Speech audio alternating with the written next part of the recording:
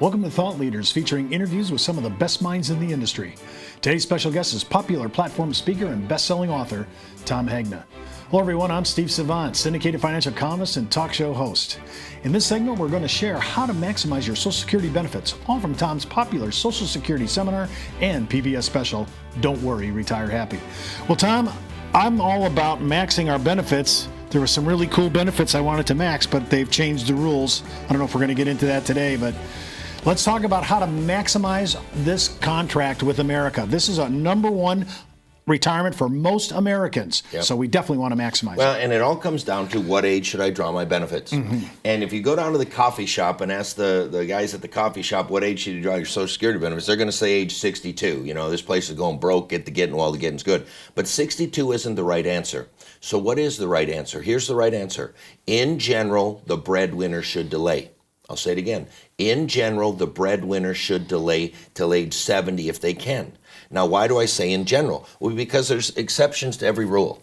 You got to look at people's health status. What's their life expectancy? Are they going to keep working? How many work credits do they have? How much is their spouse getting? What are their financial resources? So in general, some people take it early, they invest it. I'm okay with that. But if you have a husband and wife, and the husband made more than the wife can take hers early, but the husband should wait till 70 if he can. Why? Because his check covers both lives. Because when he dies, she gets his. If he took his early, he locked her into a lower survivor benefit. So that's why the breadwinner should delay.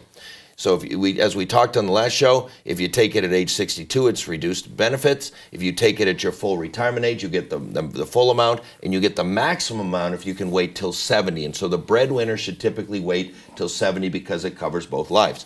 So now let me explain Social Security as clearly as I can.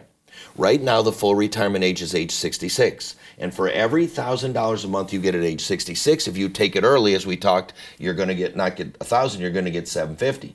But if I could get you to wait a few more years, you're also not going to get $1,000. You're going to get $1,320. Now let me pull those two out. $750, $1,320, $750, $1,320, $750, $1,320. And I didn't put cost of living in there. If you put normal cost of living in there, what I'm telling you is your check at age 70 will be about double what it is at age 62. And this is monthly numbers. Those are monthly numbers, and that's only for every $1,000. So if you're getting $2,000 or $3,000, you multiply it. But, you know, people say, well, I'm not going to live that long, and I'm going to show you later on, yes, they probably are going to live that long. And so when people say, I don't want to wait, I've been paying and paying and paying, I want to get some getting, here's what I say. I'm not saying you can't retire at 62. What I'm telling you is you shouldn't take that money at age 62. That's the best money can't buy. You know why? Because it pays you for the rest of your life. When you die, it pays your spouse for the rest of your spouse's life, plus it's inflation protected. So if you went on the street and tried to buy that money, that would be very expensive money. So what we need to do is build you a bridge, an income bridge from 62 to 70. So take some other money. Take your IRA money, take your 401k money, take your CD money, take loans out of your life insurance policy, or take a reverse mortgage perhaps for some money between 62 and 70. Build a bridge from 62 to 70, but maximize the benefit, at least for the breadwinner. Now, to collect Social Security benefits early, it says if you really need the money. And as we said, my definition of really need the money is you need that money, you're going to starve, okay? It's not that you like the money. I would rather see somebody work from 62 to 70 than from 75 to 95. So many people would be better off not taking it and working a few more years, even though they don't want to hear that answer. Just a little side note that I go into my Sam's Club. I see older Americans by the door. I've asked several of them on my way out, are you doing this for socialization or are you doing this because I need the money? And they almost always say, I need the money. Yeah, and you're going to see a lot more of that. Now, if you're in poor health, you might want to take it early, but not necessarily. Let's say you have a husband and wife. If the husband was a breadwinner and he's in poor health, maybe he still shouldn't take it early because his check covers both lives. If she's in good health, he may want to delay it anyway because his check is going to continue for the rest of her life as well. If you plan to keep working and making some decent money, in most cases, do not take your benefit early. Wait at least until full retirement age if you're working, because they will do a reduction in Social Security benefits, and we'll talk about that. Not to mention taxes. Right, in another show. A lot of people don't know that spouses, even a non-working spouse, remember we talked, you got to pay in the 40 quarters? What if you have a stay-at-home mom that paid in no quarters? Can she get Social Security? Yes. She can get the spousal benefit. She can get an amount equal to half of his. And it works the same. If she's the working spouse, the husband can get half of And hers. when does she have to wait for that? When can she do that? Well, as soon as he starts collecting, she can take it. Or they had this strategy we'll talk about in the next segment, file and suspend, but the government's changed some of those rules, and we'll talk about that tomorrow. You can take the spousal benefit as early as age 62, and this is the divorced spouses. So you have to be married at least 10 years to collect on your ex's Social Security benefit. So even ex-spouses can collect on an ex-spouse if they were married at least 10 years, divorced at least 2, and not remarried. So if I had 2 divorces, I would just choose the one that's the higher payout. You can. I had a woman who said she was married to 3 different men for 10 years. She's not remarried. She gets the highest of the 3. So you can either get your benefit based on your working record or half of your spouse's, whichever's better. All right? And this just shows that the spousal benefit does not increase after age 66. So there's no reason at all to delay a spousal past age 66. It's penalized if you take it early, but there's no increase if you take it late. And then I just want to skip this. Here's the slide I really want to show. This is the break even. People say, I'm not going to live that long. It's not worth it for me to delay. Well, the answer is yes, one of you probably is going to live that long. If you take it at age 66 versus 62, the break even is age 76. If you take it age 70 versus 62, the break even is age 79. And if you take it age 70 versus 6, the break even is age 81. And as we talked about, a man's life expectancy is now 86. A woman's is 89, and a couple, 65-year-old couple, is age 93. They are probably going to live that long. Well, for more information on how to maximize your Social Security benefits and how you can use this information to help your clients and prospects, just click on the landing page address in the video description. We'll be right back with more from Tom Hagner.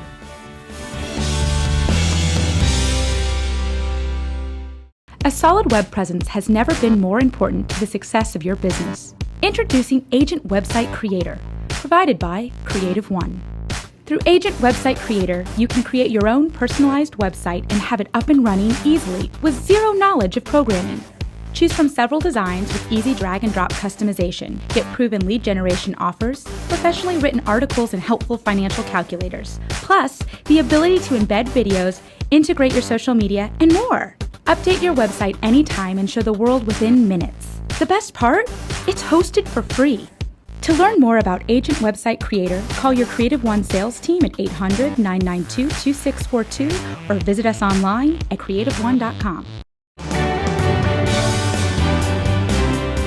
In this segment, we're going to share the recent changes over the file and suspend strategy in Social Security benefits, all from Tom's popular new upgraded Social Security seminar and PBS special, Don't Worry, Retire Happy.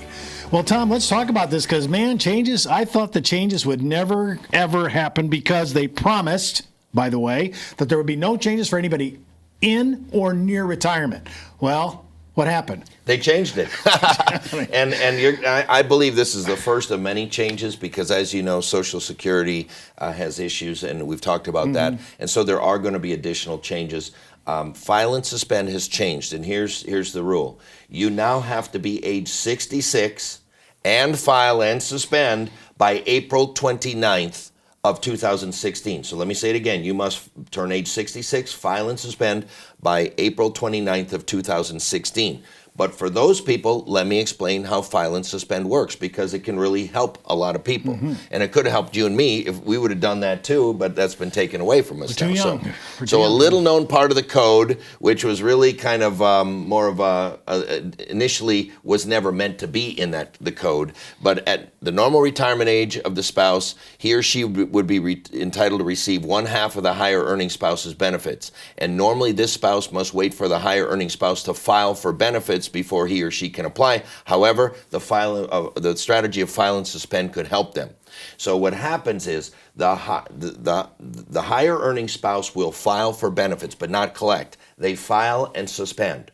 Once they do that, the lower earning spouse can collect half of their benefits, or if they take it early in a reduced amount of that half. But they can start taking benefits. The high earning spouse continues to let their benefit grow till age 70, then they take the maximum benefit, and when they die, that'll be the survivor benefit. That's basically how it works.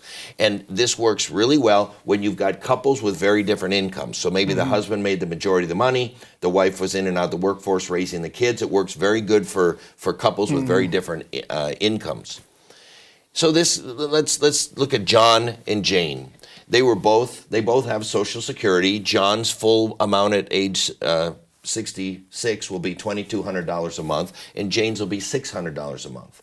And this just shows what most of the people out there are doing. They're not waiting till 66. He's claiming his early, so he doesn't get $2,200. He gets $1,650. She is entitled to $600, but she only takes $450 because she takes it early. But remember, she's entitled to half of his, so she gets an additional spousal benefit in addition to that. And you play this out, it pays them over $560,000. Now, I want to pause right there, Steve, because $560,000 is still a lot of money. And this is taking it at 62 early, which is not optimal, all right? So I wonder what it would look like if they both waited till full retirement age. You think they would get more? Well, let's take a look.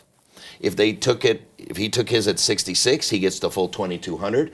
If she takes it at age 66, she's going to get the full $1,100, half of his, all right? And you play that out, it pays $580,000, so that was more.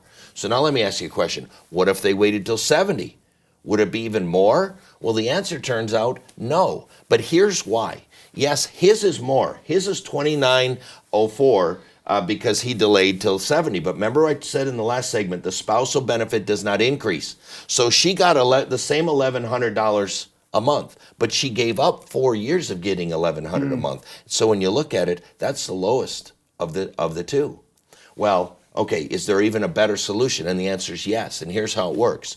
She starts hers early, because the lower earning spouse can take theirs early. He doesn't take his. At age 66, he files and suspends. So he files, but he doesn't take it. That entitles her to take an additional spousal amount. So now she's getting her amount, all right? He lets his grow till he gets the maximum of $2,904. And then that's also the survivor benefit, and that would pay them the most, all right? The problem here is when you sat down with them, they told you he was only going to live to 75, she was only going to live to 82. Really, the full life expectancy is 85 and 92, and actually it's now 86 and 93. And if you played that out, it would pay them over $1 million. But if you're not 66 before April 29th, yes, then you can't do file and suspend. Right, okay, so this is going away. But for those people, it's helped a lot of people give them money. And so this just shows if you waited till 85 and 92 for life expectancy, it would pay over $1 million. So that just shows you the power of this strategy. And losing this strategy is going to cost some baby boomers quite a bit of money. I mean, it's not a free benefit. They saved $150 billion, Steve, by getting rid of this. And my only concern is they took $150 billion out. Did they put it back into Social Security to lengthen it and strengthen it? No, they spent it. But expect more of the same. Wow. Well, for more information on the recent changes in Social Security and how it can help you position yourself as a retirement resource in front of your clients and prospects, just click on the landing page address in the video description. And for more information on our shows, seminars, and workshops, don't forget to follow us out on our social media sites or visit us on our website. I'm Steve Savant. We'll see you next time on Thought Leaders, and remember, keep thinking outside the box.